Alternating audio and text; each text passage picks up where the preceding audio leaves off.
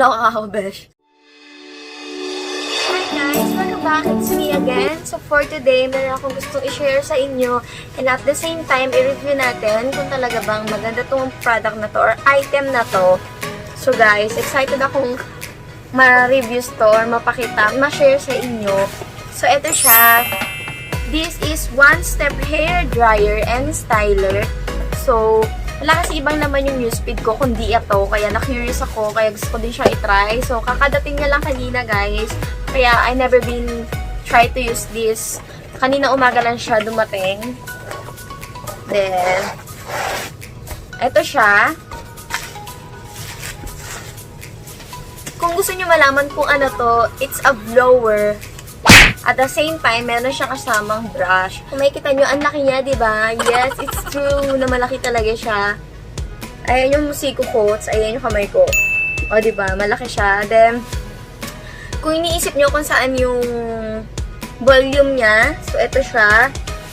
I-twist nyo lang siya. Ayan. Itapat nyo lang yung pinaka-line kung low, middle, or high ba siya. So, ayan siya. Hindi siya ganun kabigat, hindi rin ganun kagaan. Siguro, nasa about 1 kilo yung bigat niya. So, itry natin. Ayan guys, naka-off pa siya. Ayan, yung may ilaw. So, ilalagay natin siya sa low. Tignan natin yung low niya.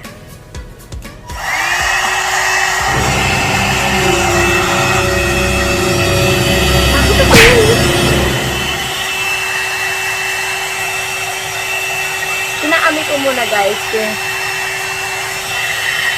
actually kinakabahan talaga. So ayan, basa pa yung hair ko. Tignan natin.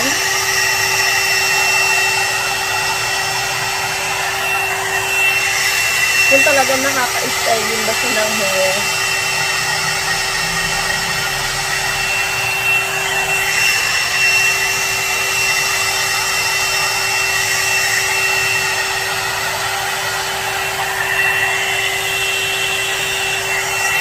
Ang dami ng buhok sa ano.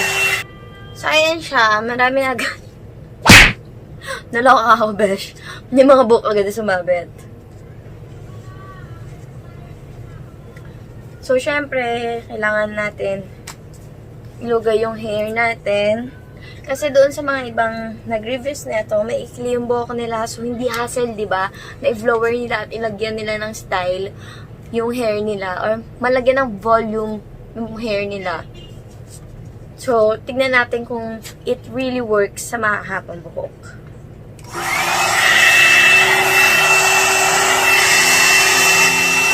Actually, pag hindi ka sanay,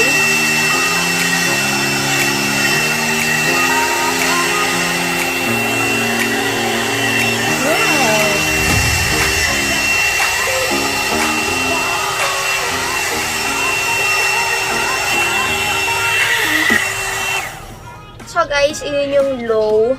So, natuyo natuyo naman yung hair ko. Pero itry natin yung medium. Kung mas madali ba siyang makakatuyo.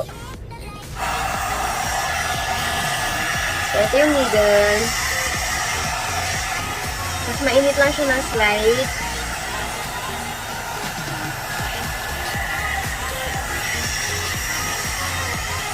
Mainit siya compare sa low.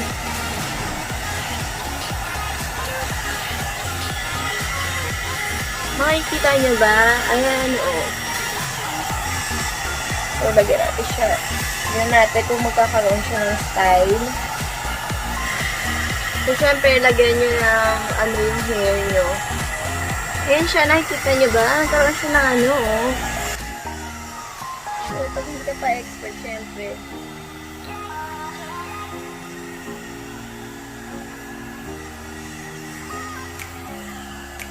Ayun! Guys, nagkaroon siya ng volume look. Diba? So, mag-try tayo ulit ng isa pang hair. Ito. Tapos, natuyo niya na rin yung buhok ko. It's really nice, actually.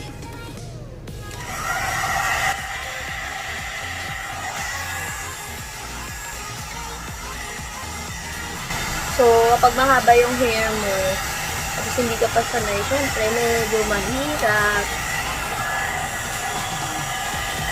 Kasi malaki siya. So, ang maganda naman dito, malaki yung brush niya. So, para talaga nasasakop ng brush niya yung hair mo. Ikot-ikot mo lang siya para magkaroon ng volume yung hair mo. Ayan, oh, see? Effective siya, guys! I'm so in love.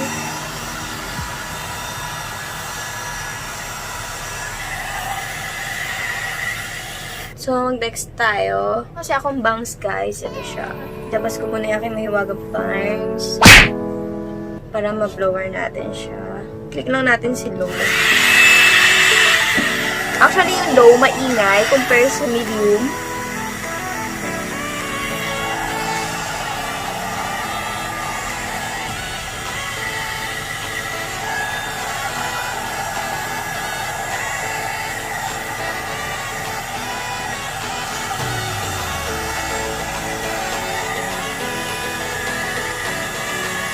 Diba ang gulo ko?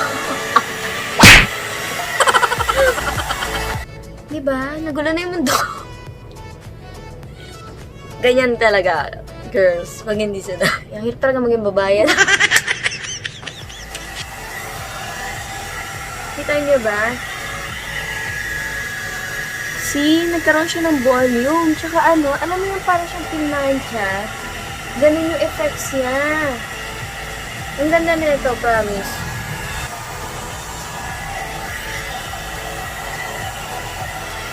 So guys, kung makikita nyo, tapos tayo dito sa side. Dito naman tayo sa kabila. So kung makikita nyo yung effects niya, ito yung walang blower. Tapos ito na yung na-blower. Pero tatapusin natin para mas maganda yung result. Tapos kailangan may ipit pang ipit kayo guys para hindi kayo nahihirapan mag-blower. So itry naman natin yung high. So kapag high, maingay na din siya. Parang katulad ni Juan.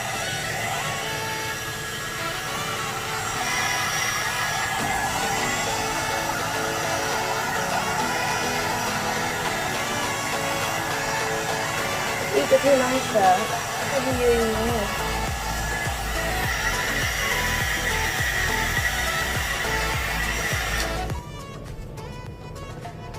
Ayan, oh. Ito yung hindi pa nabablower versus sa na-blower. Wow! See? It's amazing. It's really amazing. It really amazed me. Wait lang. So, tapusin pa natin. Ang daming kuda. Ay, tapusin.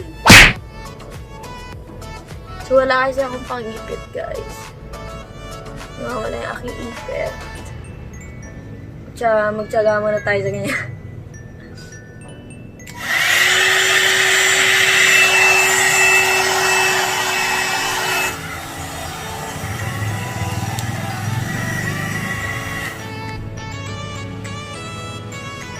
Dito tayo.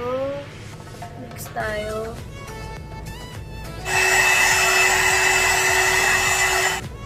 Kaya kung titingnan nyo, napaka-struggle kapag wala kang ipit.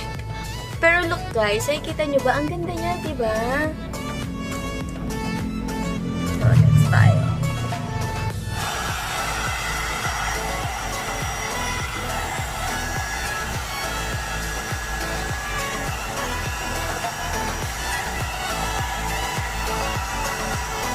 See guys, nakita niyo yung hair ko. Nagkaroon siya ng volume. Ayan, oh, diba? Nagkaroon siya ng style. Hindi pa yan yung pinaka best effort. Kasi sandali ko lang yung ginawa. So parang, you know, try. Kasi first timer natin siya gamitin. So, ayan yung naging result niya. Diba? Ang ganda niya sa buhok. Ang ganda niya gamitin. Kasi unlike yung ordinary blower, gagamit ka pa din ng suklay, mahirap, nakakapagod din. Unlike with this, blower na siya at the same time may comb. Tapos, may mabibigay niya ng volume yung hair mo, mabibigay niya ng style. Diba? Amazing to. Tsaka, ang dali niyang makatuyo ng hair. One thing lang, kasi syempre kapag iniikot mo yung hair mo, umiikot din yung wire niya. So, ayan. Pero, okay lang yan. Tanggalin nyo na lang ulit sa ikot. No, sa pagkakaikot ng wire.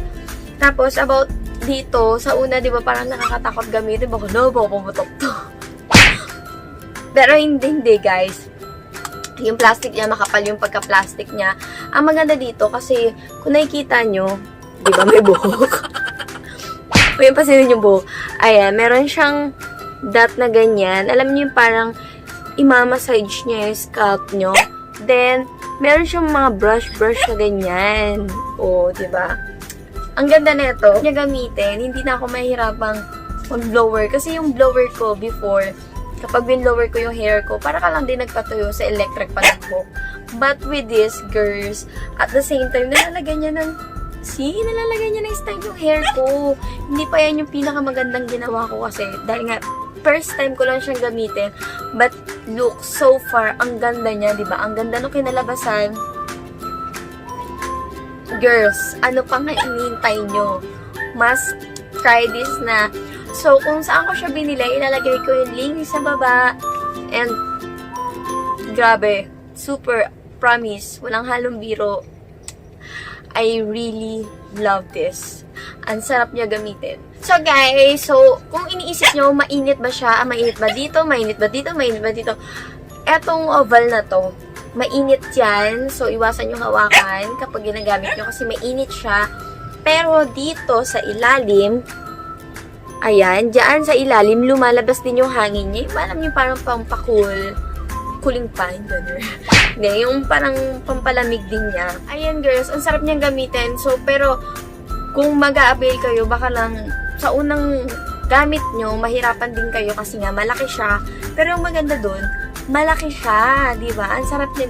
Alam mo yung, akala mo yung ordinary lang, na maliit. Hindi, ang laki niya. Yun naman yung kagandahan sa kanya. Kaya sulit din yung perang ginastos mo dito. Tsaka, ayun talaga, the best talaga. Nagkaroon ng yung hair ko, oh. Diba? So, guys, this is my review about this item. Perfect siya kasi pwedeng-pwede sa long hair. So, guys, thank you for watching. Don't forget to click the subscribe and the bell button.